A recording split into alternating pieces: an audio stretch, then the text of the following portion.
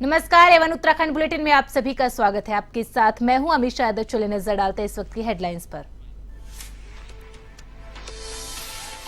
मतदाता जागरूकता अभियान में उत्तराखंड पहले नंबर पर। सोशल मीडिया अभियान को मिला प्रथम स्थान। लोगों ने जागरूकता और जानकारी वाले कंटेंट को किया पसंद।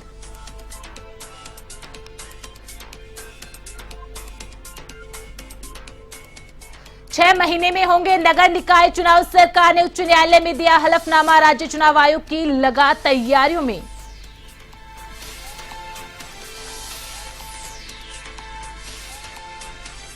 भाजपा ने शुरू की निकाय चुनाव की तैयारी। पैनल के लिए जल्द नियुक्त होंगे प्रभारी। संगठन स्तर पर बन रही है रणनीति।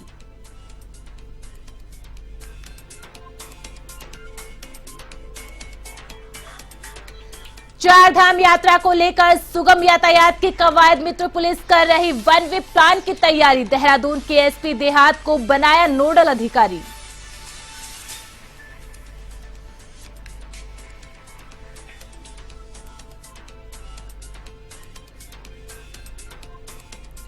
आग पर काबू पाने के प्रयास नाकाफी। विभाग के पास वाहनों संसाधनों की कमी। कई गाड़ियां हुई उम्र पार।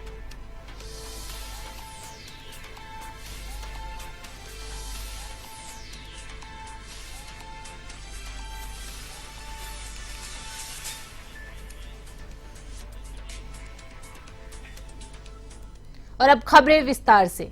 लोकसभा चुनाव के लिए मतदाताओं को जागरूक करने के अभियान में उत्तराखंड को पहले स्थान मिला है। मुख्य निर्वाचन अधिकारी के नेतृत्व में निर्वाचन कार्यालय की ओर से मतदाता जागरूकता के लिए व्यापक स्तर पर अभियान चलाया गया।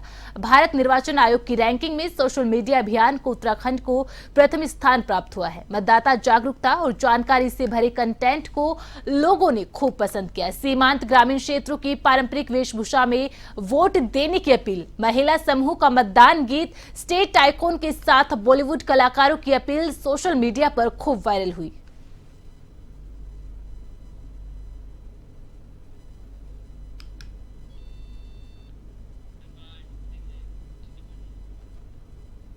उत्तराखंड में नगर निकाय के चुनाव होने हैं। इस संबंध में बीजेपी के प्रदेश महामंत्री आदित्य कोठरी ने कहा कि सरकार ने उच्च न्यायालय को हलफनामा भी दिया है कि हम 6 महीने के भीतर चुनाव करेंगे। उन्होंने कहा कि राज्य चुनाव आयोग भी इसकी तैयारी में लगी है। बीजेपी नगर निगम, निकाय, नगरपालिका के चुनाव की तैयारियों में लगी हुई है।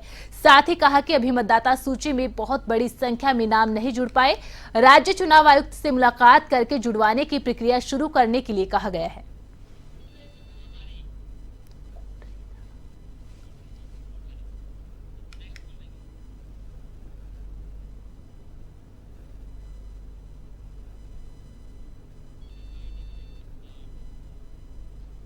भाजपा ने निकाय चुनाव की तैयारी शुरू कर दी। हर निकाय में प्रत्याशी चयन को प्रभारी नियुक्त कर दिया है। 2 से 3 नामों का पैनल बनाने का निर्णय लिया गया है। भाजपा के प्रदेश अध्यक्ष महेंद्र भट्ट ने बताया कि प्रत्याशियों का पैनल बनाने के लिए जल्द प्रभारी नियुक्त किए जाएंगे।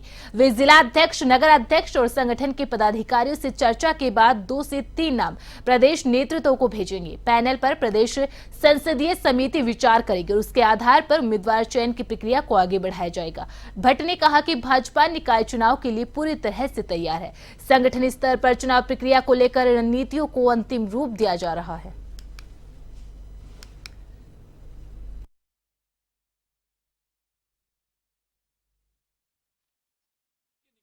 हमने अपनी कार्यक्रम की श्रृंखला में तैयार कर दी है। अभी मतदाता बने, इसके लिए हमने अपने कार्यकर्ताओं की टीम, जो हमारा स्थानीय निकाय पोस्ट है, उसको इस काम में लगाया है कि बड़ी संख्या में मतदाता बनने तो छूट भी गए हैं और कुछ प्रकरण ऐसे आ रहे हैं कि लोकसभा के अंदर 18,000 वोट और नगर पालिका में 36,000 वोट। तो ये सब हमारे लिए सोचने विषय है। इन सब विषयों पर हमने एक कमेटी बनाई है।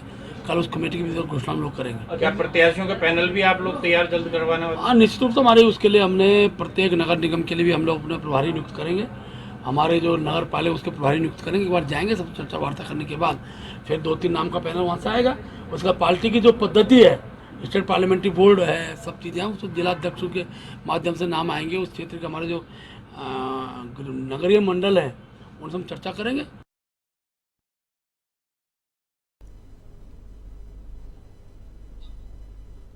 बीजेपी और कांग्रेस ने 2 विधानसभा सीटों पर उपचुनाव की तैयारी शुरू कर दी है। भाजपा ने उपचुनाव के लिए चुनाव प्रभारी नियुक्त किए हैं। बद्रीनाथ विधानसभा उपचुनाव के लिए विजय कपरवाड़ और मंगलौर विधानसभा उपचुनाव के लिए अजीत चौधरी को प्रभारी नियुक्त किया गया है। बीजेपी प्रदेश महामंत्री आदित्य कोठारी ने कहा कि भाजपा दोनों सीटों पर उपचुनाव के लिए तैयार है। कांग्रेस के प्रदेश प्रवक्ता शिषपाल सिंह बिष्ट ने कहा कि पार्टी काफी पहले से ही उपचुनाव के लिए अपनी तैयारी में जुटी है। बूथ मैनेजमेंट पर पहले से ही फोकस किया गया और पार्टी का प्रतिनिधिमंडल निर्वाचन अधिकारी से मिला है।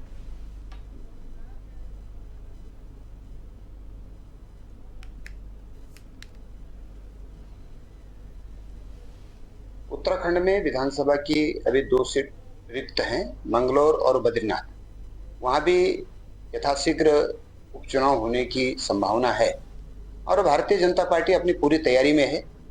पार्टी ने वहां पर अपने 2 वरिष्ठ नेताओं को बद्रीनाथ विधानसभा के लिए श्री विजय कपरवाड़ जी और मंगलौर विधानसभा के लिए श्री अजीत चौधरी जी को विधानसभा का प्रभारी बनाया है और पार्टी पूरी मुस्तैदी के साथ में चुनाव लड़ने की तैयारी में है। जैसे ही देश के अंदर लोकसभा चुनाव का बिगुल बचा, आचार संहिता लागू हुई, कांग्रेस पार्टी का प्रतिनिधिमंडल राज्य के मुख्य निर्वाचन आयुक्त से मिला। मैं खुद उस प्रतिनिधिमंडल में था और हमने जो है बद्रीनाथ विधानसभा और मंगलौर विधानसभा पे तत्काल जो है उपचुनाव कराने की मांग की और हमने कहा कि इन 7 चरणों में किसी भी चरण में आप मंगलौर में भी जो है और बद्रीनाथ जी में भी चुनाव कराइए। वो इसीलिए हमने मांग की कि हमारी वहां पर तैयारियां पूरी हैं।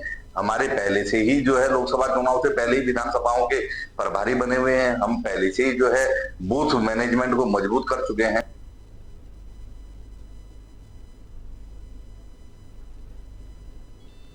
प्रदेश में लोकसभा चुनाव में हुए कम मतदान को लेकर बीजेपी चिंतित है। पार्टी के प्रदेश महामंत्री आदित्य कोठारी ने कहा कि हमारे वरिष्ठ नेता हिमाचल और अन्य प्रदेश के चुनाव में लगे हुए हैं। उन्होंने कहा कि इस मामले में हम समीक्षा जरूर करेंगे। साथ ही कहा कि जहां तक कम मतदान की बात है तो बीजेपी के सारे वोटर्स ने वोट किया है। उन्होंने कम मतदान का कारण पर विपक्ष को घेरते हुए कहा कि चुनाव में उनकी उपस्थिति नगण्य रही, विपक्ष बहुत कमजोर हुआ। कम मतदान का एक मुख्य कारण है।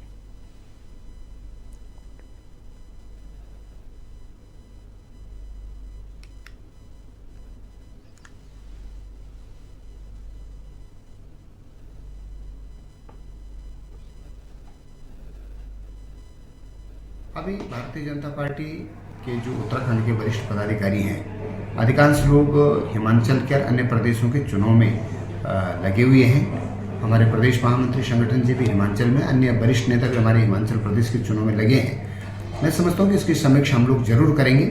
और जहाँ तक कम मतदान का विषय है तो हमारे पास जो फीडबैक आई है कि भारतीय जनता पार्टी के सभी वोटर्स ने मतदान किया है, लेकिन इसका कम मतदान होने का बड़ा कारण ये भी था कि उत्तराखंड में जो विपक्षी दल हैं उनकी उपस्थिति बिल्कुल नगण्य रही है। संघर्ष की जैसी स्थिति अन्य समय में रहती थी, इस बार संघर्ष नहीं रहा, विपक्ष बहुत कमजोर हुआ है और कम मतदान होने में यह भी एक बड़ा कारण रहा है।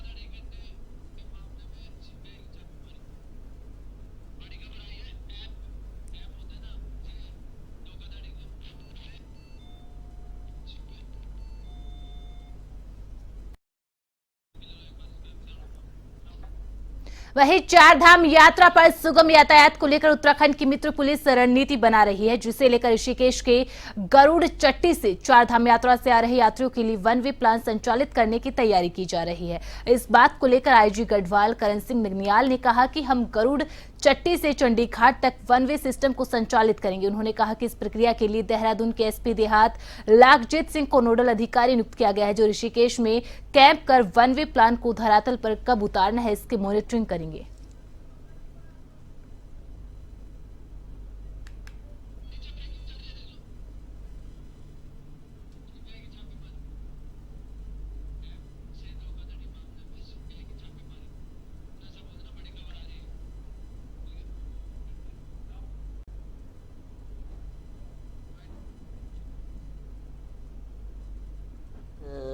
किया गया था, लेकिन बहुत ज्यादा सफल नहीं रहा। इसीलिए बार बार मैं वहाँ के चारों जनपदों के पुलिस अधिकारियों के साथ जो उसको एग्जीक्यूट करते हैं उसी को लेके कल गोष्ठी की गई।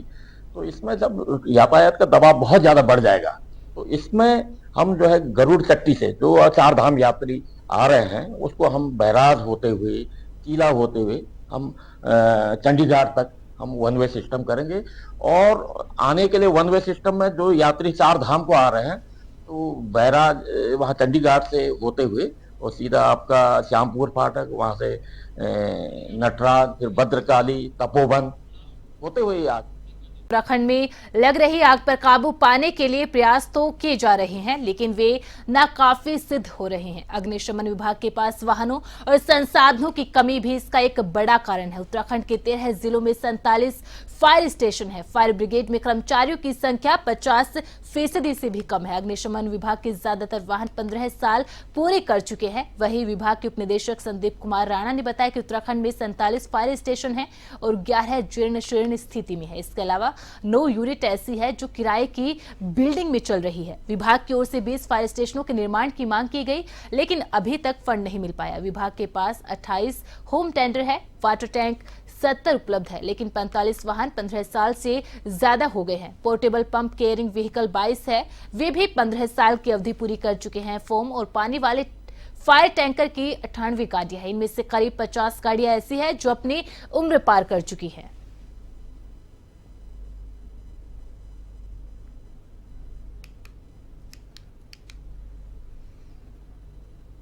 साधनों की बात है कि भाई अगर वाहन मशीन उपकरणों की बात है तो वर्तमान में हमारे यहाँ 72 वाटर टेंडर है, 48 टोटल फायर स्टेशन हैं हमारे, जिसमें 22 कुमाऊं में है और बाकी 26 के आसपास हमारे जो है गढ़वाल रीजन में है। तो हर स्टेशन पे जो है हमने ये कोशिश करते हैं कि भाई एक वाटर टेंडर दे दिया जाए, एक होम टेंडर दे दिया जाए, एक रेस्क्यू टेंडर दे दिया जाए इमरजेंसी के लिए। बड़े स्टेशन है वहाँ पे इस चीज़ को डबल कर दिया जाता है।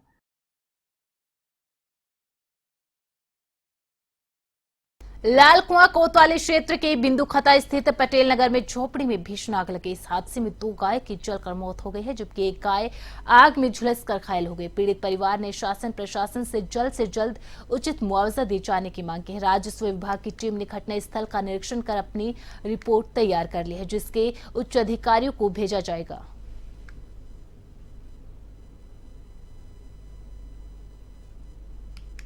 दो गाय जलकर मर गई हैं। केसर सिंह जी की गाय थी, एक गाय घायल हुई है। मौके का निरीक्षण कर लिया गया है, इसकी जांच कर रहे हैं। जांच के बाद हम इसको रिपोर्ट आगे प्रेषित करेंगे। हमारे नुकसान लगभग 2 लाख के लगभग है। मांग की है, लेकिन इस पर जाँच जारी है। जो भी नियम होगा उसके अनुसार अग्रिम कार्रवाई।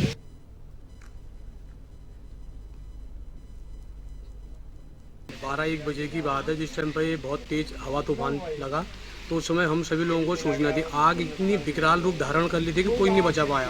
फायर ब्रिगेड की गाड़ी तब आई जब जानवर सारे जल गए थे। 2 गाय जल गई, एक अजली हो गई और इनका खाने पीने का सारा सामान जो भी इन्हें आज तक मेहनत करके कमाया था, अपनी रोजी रोटी सारा इनका जल के राख हो गया। मैं शासन प्रशासन से ये गुहार लगाता हूँ कि इन गरीबों को उचित मुआवजा दिया जाए। इनका 6 से 7 लाख का नुकसान यहाँ पर हो चुका है। अब इनके शाम को खाने के लिए ना ही बर्तन है, बर्तन भी इनके जल चुके हैं, कपड़े सारे जल चुके हैं। इन वृद्धों का कोई सहारा नहीं है। आजीविका का साधन इनका जानवर थे, वो भी इनका जल के राग हो चुका है। शासन प्रशासन कई लोग यहाँ पर आए, पत्रकार महोदय भी आए। मैं यही मांग करता हूँ इन जरूरतमंदों को इनके नुकसान के समय इनका जो भी नुकसान हुआ है शासन प्रशासन इनका मुआवजा दिलाने की। वहीं गर्मी का पारा चढ़ते ही पानी का संकट भी गहराने लगा है। कोला का जलस्तर कम होने से बैराज से मिलने वाले पानी का प्रेशर भी कम हो जाता है, जिससे शहर के आखिरी छोर वाले खरों और ऊंचाई पर स्थित खरों में पर्याप्त पानी नहीं पहुंच पाता। इस साल पर्याप्त बारिश न होने के कारण कोला के जलस्तर में अप्रैल से ही काफी गिरावट देखने को मिल रही है, जिससे पेयजल संकट के साथ ही सिंचाई के लिए पानी की उपलब्धता में लगातार कमी हो रही है। जल संस्थान के अधिशासी अभियंता RS लोशाली का कहना है कि हमारी तरफ से पूरी तैयारियां की गई है। पानी के टैंकर, नलकूप आदि व्यवस्थाएं दुरुस्त रखी गई है।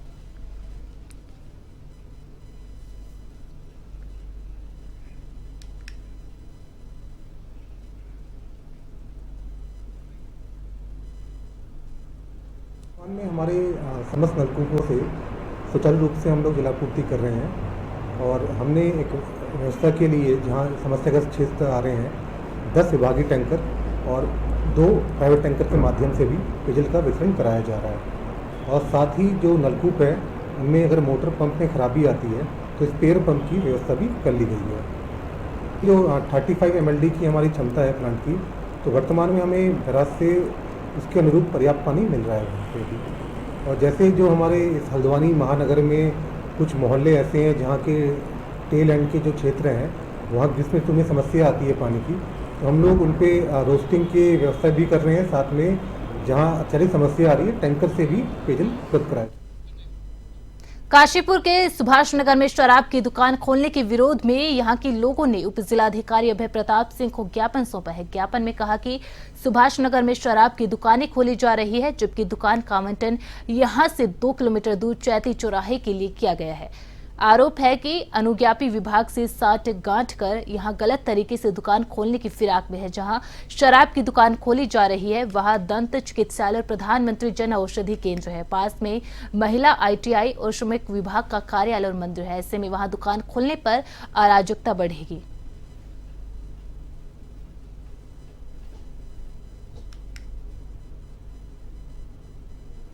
कुछ रिहायशी इलाके से समाचार आया था कि उनके इलाके में जो है, जहाँ पे कि एक हॉस्पिटल भी है, डेंटल हॉस्पिटल है, और एक तरफ जो है वो जन औषधि औषधालय है, और सामने में जो है ITI गर्ल्स स्कूल भी है ITI का, और पीछे में तमाम लोग रहते हैं। तो वहाँ पे सुना कि यहाँ पे एक शराब की दुकान खुल रही है, लाइसेंस दे दिया गया है। तो हमने सोचा कि देखते हैं कि शराब जो लाइसेंस देने का क्या उसका जो है मतलब जो नॉर्म्स होता है, उसको मैंने चेक किया तो पाया कि 100 मीटर के अंदर में ये सब कुछ नहीं होनी चाहिए। ना स्कूल होना चाहिए, ना कोई हॉस्पिटल होना चाहिए, ना कोई दवाई की दुकान होनी चाहिए, ना मंदिर, ना मस्जिद, ना चर्च, कुछ नहीं होना चाहिए। लेकिन वहाँ पे सभी चीज़ मौजूद है। इन दिनों देहरादून में सड़क जाम की समस्या बनी हुई है। इस समस्या पर ट्रैफिक CO अनुज आर्य ने बताया कि जहां से भी जाम लगने की शिकायत आ रही है वहां पुलिस की तैनाती बढ़ाई जा रही है। आर्य ने बताया कि जाम लगने का कारण पता किया जा रहा है। कई जगह नो पार्किंग एक बड़ी समस्या है। ऐसी जगहों पर भौतिक रूप से और ड्रोन दोनों के माध्यम से चालान काटे जा रहे हैं।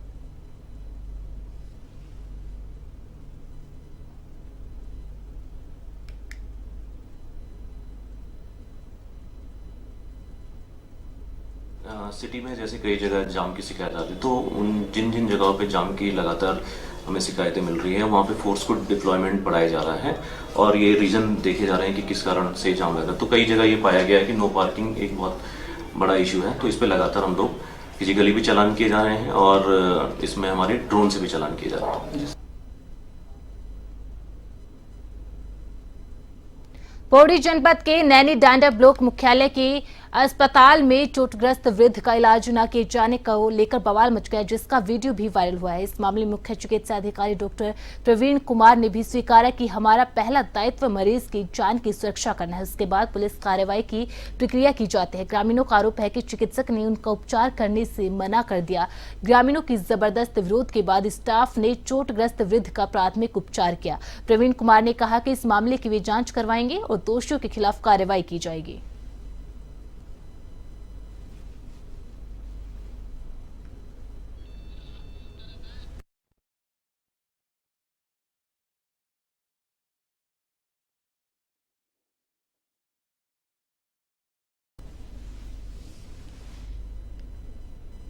को देख करके जो भी नियमानुसार कार्रवाई होगी, तो वहाँ के MOIC का भी पक्ष जानते हुए और इसमें जो भी कार्रवाई है जिसकी भी गलती होगी उस पर कार्रवाई की जाएगी।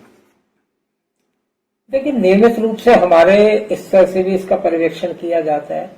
दवाइयों की कहीं कोई कमी नहीं है, स्टाफ भी अब लगभग पूरा है, लेकिन फिर भी यदि किसी लेवल पे कोई कमी हमारे संज्ञान में आती है तो उस पर कार्रवाई भी कराई जाती है। इसमें एक व्यक्ति जो घायल अवस्था में रात के 1:30 के आसपास का टाइम हुआ था, वहाँ पे जब वो हॉस्पिटल जाता है तो उसको ये कहा जाता है कि पहले आप केस करिए, पहले आप रिपोर्ट दर्ज करिए, क्योंकि क्या हुआ था कि इनके और जो पेशेंट आया था उसके और उसके बेटे में दोनों में लड़ाई हुई थी।